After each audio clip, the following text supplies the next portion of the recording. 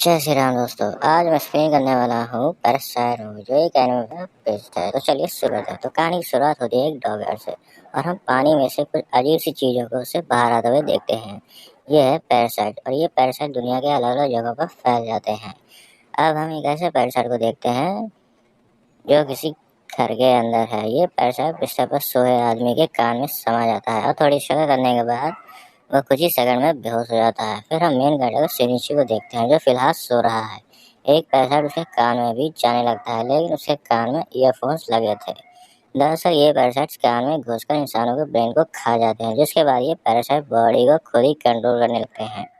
अब ये पैरासाइट नाक से घुसने की कोशिश करता है, पर शिनिची जाग जाता है और उसे दूर फेंक देता है। शिनिची उसे कीड़ा समझ कर उसे मारने की कोशिश करता है, लेकिन पैरासाइट उसके राइट हैंड में घुस जाता है और उसके दिमाग में जाने की कोशिश करता है। पर शिनिची अपने हाथों एक केबल से बांध देता है, जिससे पैरासाइट आगे ना जा पाए। तभी शिनिची की माँ रूम में आ जाती है, जिसके बाद शिनिची अपनी माँ से कहता है कि उसके हाथ में एक सांप घुस गया है। चेक करने पर उसकी माँ को वहाँ पर कुछ भी नहीं मिलता, और शिनिची से वो कह रही है कि उसे जरूर कोई बुरा सपना आया होगा। फिर वहाँ से चली जाती है। इस हादसे के बाद से शिनिची के राइट हैंड में अजीब हरकतें होने लगती हैं। अब हम दोबारा उस पहले आदमी को देखते हैं, जिसके अंदर रात में ये पैरासाइट घुस चुका था। वो मिरर के सामने खड़ा खुद को ही देख रहा था, और उसके दोनों आंखें अजीब तरीके से हिल रही थी। यानी कि पैरासाइट उसकी बॉडी पार्ट्स के ऊपर अब पूरी तरह कंट्रोल ले चुकी थी।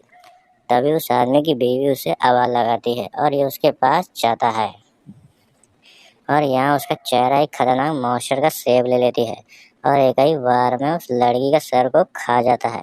जिससे हमें यह पता चलता है कि पैरासाइट ह्यूमन के सेल्स को रीऑर्गेनाइज करके उन्हें किसी भी शेप और स्ट्रक्चर में बदल सकते हैं, और उनका खाना है हम इंसान। अब हम वापस शिनिची को देखते हैं, जो कि स्कूल जा रहा था। रास्ते में उसे अपनी गर्लफ्रेंड साथोमी मिलती है, और यहाँ पर शिनिची का राइट हैंड अपने आप ही उसे गलत जगह पर छू लेता है, जिससे साथोमी गुस्सा होकर वहाँ से चली जाती है।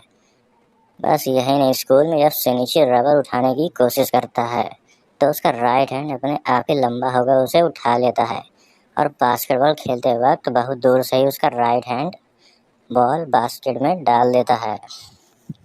शिनिची को अपने हाथों की ऐसी हरकतों पर टेंशन हो रही थी, इसलिए गूगल पर सर्च करता है hand auto moving disease. Net surfing के दौरान उसके हाथ में एक आंख दिखती है, और फिर गायब हो जाती है। शिनिची इस पर एक चाकू से अपने हाथों पर चोट पहुंचाने हाथों में रहेगा, दिमाग तक नहीं पहुंच पाया। पैरासाइट शिनिची की बातों को रिपीट करने लगता है, और इंटरनेट किताबों से शिनिची की लैंग्वेज इंसानों के बारे में सब कुछ मिनटों में ही सीख लेता है। शिनिची पैरासाइट से कटकर अलग होने की बात करता है, जिस पर पैरासाइट मना कर देता है, क्योंकि शिनिची उसका होस्ट था। अगर वो उससे अलग होगा तो मारा जाएगा। वो दोनों एक ही दूसरे से इंटरकनेक्टेड हैं, इसलिए वो शिनिची को नहीं मारेगा, क्योंकि अगर होश ही नहीं रहेगा तो पैरासाइट भी मारा जाएगा। पैरासाइट अब इस दुनिया के बारे में सब कुछ सीख लेता है, मार्शल आर्ट्स को भी बस देखकर ही सीख लेता है। पैरासाइट खुद को मिगी नाम रखता है, जिसका जापानीज में मतलब है राइट हैंड, क्योंकि वो राइट हैंड में है, इसलिए उसने यह नाम रखा है। वक्त के साथ अब शिनिची और मैगी अच्छे दोस्त बन जाते हैं, लेकिन बाकी पैरासाइट मैगी की तरह अच्छे नहीं थे। वह शहर भर में हमला करके इंसानों को खा रहे थे, और एक दिन मैगी शिनिची को लेकर एक रेस्टोरेंट पर जाता है, जहाँ पर एक दूसरा पैरासाइट किसी इंसान को खा रहा था। इन पैरासाइट के पास एक स्पेशल एबिलिटी थी, जिससे उन्हें दूसरे पैरासाइट के अपने आसपास होने का पता चल जाता है। मैगी को देखकर पैरासाइट पहले खुश होता है, और उसे लाश का एक हाथ खाने को देता है, लेकिन जैसे उसे पता चलता है मैगी ने अपने होश यानी कि शिनिची पर पूरी तरह से कंट्रोल नहीं कर पाया है, तो वह इस पर गुस्सा हो जाता है, और पैरासाइट अपने एक हाथ काट लेता है, और मैगी से कहता है कि आकर मुझसे जुड़ जाओ और इंसान को मार डालो, लेकिन मैगी मना कर देता है। तब पैरासाइट शिनिची को मारने के लिए उस पर हमला करता है, लेकिन मैगी यहाँ पर इस पैरासाइट के सर को काट कर उसे मार डालता है। शिनिची मैगी को थैंक्स कहता है, लेकिन दरअसल मैगी ने खुद की ही जान बचाई थी, क्योंकि अगर शिनिची को कुछ भी हो गया तो वो उसके साथ मारा जाएगा। शहर भर में लोगों को मर्डर्स की बात फैल चुकी थी, लेकिन किसी को ये नहीं पता चल रहा था कि ये काम पैरासाइट्स का है। शिनिची मैगी से कहता है कि उसे अपने दोस्तों को रोकना होगा, यानी कि बाकी पैरासाइट्स को मारना होगा। इस पर मैगी उसे समझाता है कि वो बस अपना खाना खा रहे हैं, जिस तरह से इंसान अपना खाना खाता है, इसलिए इसमें कुछ भी गलत नहीं है। दूसरे दिन स्कूल में मैगी सिनिची से कहता है कि तुम्हारे स्कूल में एक और पैरासाइट घुस आया है, और ये पैरासाइट उनकी नई टीचर मिस ताम्या थी। ताम्या भी सिनिची को पहचान गई थी। स्कूल खत्म होने के बाद ताम्या सिनिची से कहती है कि उसे डरने की कोई ज़रूरत नहीं है। सिनिची ताम्या से स्कूल में आने की रीज़न पूछता है, जिस पर ताम्या कहती है कि वो बाकी पैरासाइट की तरह नहीं है और किसी को भी चोट नहीं पहुंचाएगी। ताम्या दरअसल इंसानों के और उनके रहने के तरीकों लेकर बहुत ही क्यूरियस थी और उन्हें सीखना चाहती थी। ताम्या सिनिची को दो और पैरासाइट से मिलाती है, शमादा और मिस्टर ए। ताम्या सिनिची से कहती है वो मिस्टर ए के बच्चे की माँ बनने वाली है और दोनों ही पैरासाइट्स होने के बाद उसके पेट में पल रहा बच्चा एक नॉर्मल इंसान ही है और इसी तरह से वह इंसान के रूप में रह सकते हैं, बस उन्हें छिपे इंसानों को खाना होगा। ताम्या मैगी और सिनिची को अपने इस ग्रुप में शामिल होने के लिए कहती है। इस पर वो दोनों मना कर देते हैं। एक रात मिस्टर ए सिनिची के पास आते हैं। मैगी उसे वार्न करता है कि मिस्टर ए उसे मारने के इरादे से यहाँ पर आया है। इसके बाद मिस्टर ए मॉन्स्टर फॉर्म में आ जाता है और उन पर हमला कर देता है। मैगी भी मिस्टर ए से लड़ना शुरू कर देता है। इसी बीच में सिनिची एक लोहे की रॉड से मिस्टर ए को मार डालता है। सिनिची को इस पर बहुत ही बुरा लगता है। उसने किसी और की जान नहीं ली कभी भी और वो अपने घर चला आता है, लेकिन मिस्टर ए की बॉडी से पैरासाइट बाहर निकलकर दूसरे इंसान की बॉडी पर कंट्रोल कर लेता है।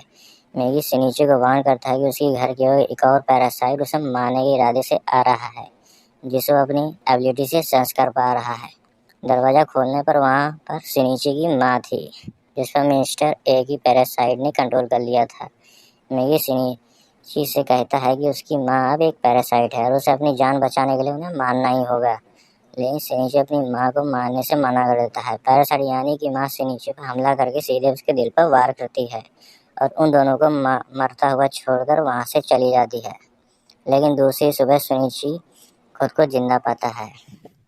मैगी ने अपने स्टेम सेल से सिनिची के दिल पर हुआ डैमेज को रिपेयर कर दिया था, लेकिन इन दोनों को यह नहीं पता था कि इस प्रोसेस में सिनिची की पर्सनैलिटी अब मैगी के साथ मर्ज हो रही थी और धीरे धीरे उसे भी अपने उन पैरासाइट्स की तरह कोई भी इमोशन फील नहीं होते।